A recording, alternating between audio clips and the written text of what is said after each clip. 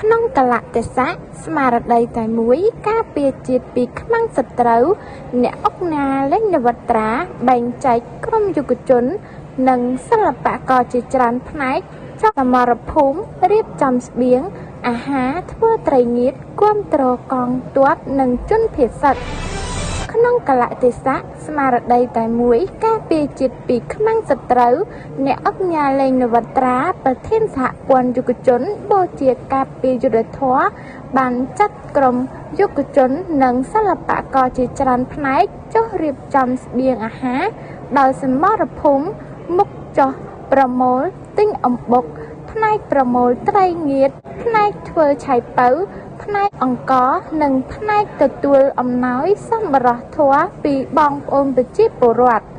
ដើម្បីយកទៅចែកជូនដល់វីរៈកងទ័ពកំពុងឈរជើងការពារទឹកដីនៅបណ្ដោយព្រំដែននិងបងប្អូនប្រជាពលរដ្ឋភាសាដែលភៀសខ្លួនដោយសារសង្គ្រាមឈ្លានពានរបស់ថៃការចូលរួមរបស់ក្រុមយុវជនដឹកនាំដោយអ្នកអង្គការលេងនវត្រាធ្វើឡើងតាមរយៈការអំពាវនាវរបស់សម្ដេចតេជោនាយកឧត្តមសេនីយ៍ផុតលេខផ្កាយមាស5ហ៊ុនសែនអគ្គភតុភាកំពូលកងយុទ្ធពលខេមរៈភូមិន្ទគាំទ្រដល់កងទ័ពកម្លាំងគ្រប់ប្រភេទនិងជនភេសជ្ជ